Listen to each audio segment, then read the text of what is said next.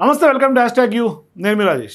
So ఇప్పుడు తెలంగాణలో ఎప్పుడైనా స్థానిక సంస్థల ఎన్నికలు ముంచుకొచ్చే అవకాశం కనిపిస్తున్నాయి. సో ఖచ్చితంగా ఇప్పటికే హైకోర్టు తీర్పు ఉండటం, మరోవైపు కొంత ఆలస్యమైన వచ్చే నెల ఖచ్చితంగా కూడా స్థానిక సంస్థల ఎన్నికలు జరగబోతూ ఉన్నాయి.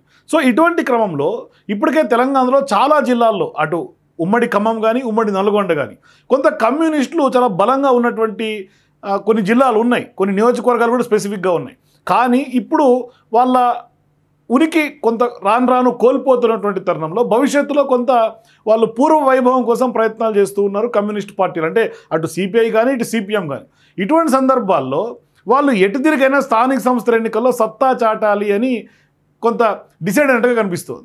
సో ఈ క్రమంలోనే ఇప్పుడు సిపిఐ కానీ సిపిఎం కానీ రెండు కమ్యూనిస్ట్ పార్టీలు కూడా, అంటే కామ్రేడ్ సోదరులు ఖచ్చితంగా వాళ్ళ సత్తా ఏంటి అని స్థానిక సంస్థల ఎన్నికల్లో మెజారిటీ స్థానాల లక్ష్యంగా కొంత పావులు కదపడం స్టార్ట్ చేశాయి. సో ఇటువంటి క్రమంలో ఇప్పటికే అన్ని రాజకీయ పార్టీలు, కాంగ్రెస్ పార్టీ కానీ బీజేపీ కానీ బీఆర్ఎస్ కానీ, మూడు ప్రధాన రాజకీయ పార్టీలన్నీ కూడా ఇప్పుడు స్థానిక సంస్థల ఎన్నికల్లో ఫుల్ మెజారిటీ స్థానాలు లక్ష్యంగానే అడుగులు వేస్తూనే కొంత అధికార పార్టీకి ఎవరు అవునన్నా కాదన్నా కొంత ఫేవర్గానే ఉంటాయి ఈ స్థానిక సంస్థల లోకల్ బాడీ ఎన్నికలన్నీ కూడా. అయితే ఇక్కడ ప్రధానంగా ఇప్పటికే కామ్రేడ్లు కాంగ్రెస్ పార్టీతోటే కొంత కలిసి ఉన్నారు. ఎందుకంటే అధికార పార్టీ తోటే వాళ్ళ ఎన్నికలకు కూడా మొన్నటికి బీఆర్ఎస్ పార్టీ ఓటమి చెందేందుకు వాళ్ళు కాంగ్రెస్ పార్టీతో చేతులు కలిపారు, కాంగ్రెస్ పార్టీతోనే కలిసి అడుగులు వేశారు. మరోవైపు కాంగ్రెస్ పార్టీతో ఉన్నందుకు వాళ్ళు కొన్ని పొలిటికల్ సీట్ల బెనిఫిట్స్ కూడా వాళ్ళు పొందారు. కానీ ఇప్పుడు ప్రధానంగా రాష్ట్రంలో ఉన్నటువంటి రాజకీయ పరిణామాలు, రాజకీయ సినారియోల నేపథ్యంలో ఇప్పుడు ఖచ్చితంగా కమ్యూనిస్టులు పూర్వ వైభవం కోసం ప్రయత్నాలు చేస్తున్నటువంటి నేపథ్యంలో కొత్త పొత్తులు పుట్టుకొస్తున్నటువంటి సందర్భాలు ఉన్నాయి. అంటే వాళ్ళు ఆ దిశగా అడుగులు వేస్తున్నట్టుగా, ఆలోచన చేస్తున్నట్టుగా మనకు అందుతున్నటువంటి సమాచారం. అందుకు వాళ్ళు అంటే కొంత గ్రౌండ్ లెవెల్లో వాళ్ళ సత్తా చాటేందుకు ఇప్పటి నుంచే కొంత ప్లాన్స్ చేస్తున్నట్టు కనిపిస్తుంది. త్వరలో జరగబోయే స్థానిక సంస్థల ఎన్నికల్లో ఖచ్చితంగా కూడా దాన్నే గ్రౌండ్గా భావించి కొంత సత్తా చాటాలని డిసైడ్ చేసుకున్నారు. రాష్ట్రంలో ఇప్పుడు ఏ జిల్లాల్లో పార్టీ బలంగా ఉందనే అంశాలను వాళ్ళు ఇప్పుడు సేకరిస్తున్నారు, క్రోడీకరిస్తున్నారు. ఎక్కడైతే వీక్గా ఉన్నారో ఇప్పుడు అక్కడ వాళ్ళు కొంత కొత్త పొత్తు పొడుపు పుడిచే అవకాశం ఉంటుంది. అంటే వాళ్ళు బలంగా ఉన్న చోట పోటీ చేస్తామని ఇప్పటికే ప్రకటించినటువంటి నేపథ్యంలో క్షేత్రస్థాయిలో బలోపేతానికి కామ్రేడ్లు కసరత్తు చేస్తున్నటువంటి సందర్భంగా ఇప్పుడు సిపిఐ పార్టీ కానీ సిపిఎం పార్టీలు కానీ రెండు కూడా ప్రణాళికాబద్ధంగా పొలిటికల్ వ్యూహంగా వాళ్ళు కొంత ముందుకు అడుగులేస్తూ నిమగ్నమైనటువంటి కనిపిస్తోంది. అంటే ఇప్పుడు స్థానిక సంస్థల ఎన్నికల్లో ఎటుదిరిగైనా బలం ఉన్న చోట కలిసి పోటీ చేస్తామని ఇప్పటికే రెండు పార్టీల నాయకులు ప్రకటించినటువంటి నేపథ్యంలో అందుకోసం ఎక్కడెక్కడ పోటీ చేయాలి, ఏ జిల్లాలో బలంగా ఉన్నామనే అంశాల మీదే వాళ్ళు ఇప్పుడు కసరత్తు చేస్తున్నట్టు కనిపిస్తుంది. అందుకు సంబంధించినటువంటి వివరాలు సేకరిస్తూనే త్వరలో రెండు పార్టీల నేతలు కూడా భేటీ అయి కొంత డిసైడ్ చేసే అవకాశాలు ఉన్నట్టుగా మనకు సమాచారం. సో బలంగా లేని చోట కాంగ్రెస్ పార్టీ కానీ బీఆర్ఎస్ పార్టీతో కూడా పోటీ కలిసి చేసేందుకు వాళ్ళు ఆ దిశగా అడుగులు వేసేటట్టుగా అనుకున్నట్టుగా విశ్వసనీయ సమాచారం. అంటే ఇప్పుడు ఉమ్మడి ఖమ్మం కానీ ఉమ్మడి నల్గొండలో కూడా కలిసి పోటీ చేసేందుకు సిద్ధమవుతూ ఉన్నాయి. అంటే ఈ రెండు జిల్లాల్లో అన్ని అసెంబ్లీ సెగ్మెంట్లలో కూడా రెండు పార్టీలకు కూడా కామ్రేడ్లకు బలమైనటువంటి క్యాడర్ ఉంది. మరి ఆ క్యాడర్ను కూడా కొంత యాక్టివ్ చేసే పనిలో నిమగ్నమైనట్టుగా తెలుస్తోంది. అయితే ఇప్పుడు ఏ గ్రామాల్లో పోటీ చేయాలి అనేది ఇప్పుడు సిపిఐ సిపిఎం కూడా కసరత్తు చేస్తున్నట్టుగా కనిపిస్తోంది. అందుకు గ్రౌండ్ లెవెల్ నుంచి వివరాలు సేకరిస్తున్నట్టుగా కనిపిస్తుంది. అయితే గతంలో ఈ రెండు జిల్లాల్లో కూడా పార్టీ బలంగా ఉండింది. అయితే తెలంగాణ ఉద్యమ సమయంలో కొంత బలహీన పడినటువంటి మాట అయితే వాస్తవం.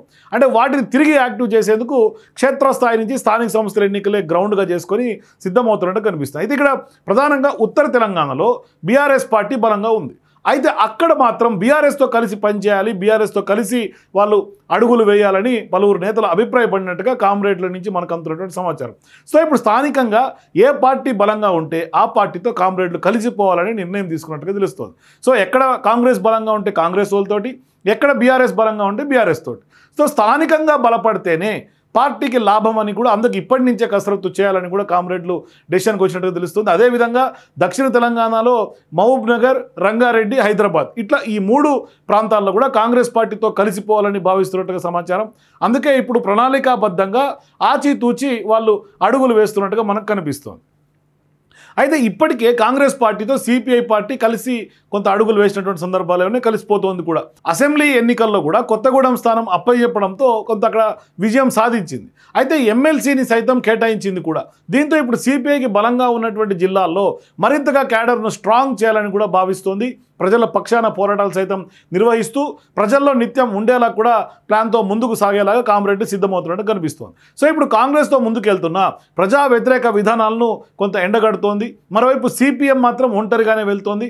అయితే స్థానిక సంస్థల ఎన్నికల్లో మాత్రం కమ్యూనిస్టు పార్టీలు కలిసిపోయేందుకే కొంత సిద్ధమవుతున్నట్టుగా కనిపిస్తుంది. అంటే రెండు పార్టీలు సిపిఐ సిపిఎం కలిసి అడుగులు వేసే దిశగా అడుగులు పడుతున్నాయి. మరి రాబోయే అసెంబ్లీ ఎన్నికల టార్గెట్గా ఇప్పటి నుంచే సిపిఎం సిపిఐలు పక్కా ప్రణాళికలు పొలిటికల్గా రూపొందిస్తున్నట్టుగా పక్కా పొలిటికల్ ఎజెండా పొలిటికల్ ప్లానింగ్ తోటి స్ట్రాటజీస్తో ముందుకు వెళ్తున్నట్టు కనిపిస్తుంది. అంటే గతంలో విజయం సాధించినటువంటి అసెంబ్లీ స్థానాలపైన కూడా ప్రత్యేక ఫోకస్ పెట్టబోతున్నట్టుగా కూడా తెలుస్తోంది.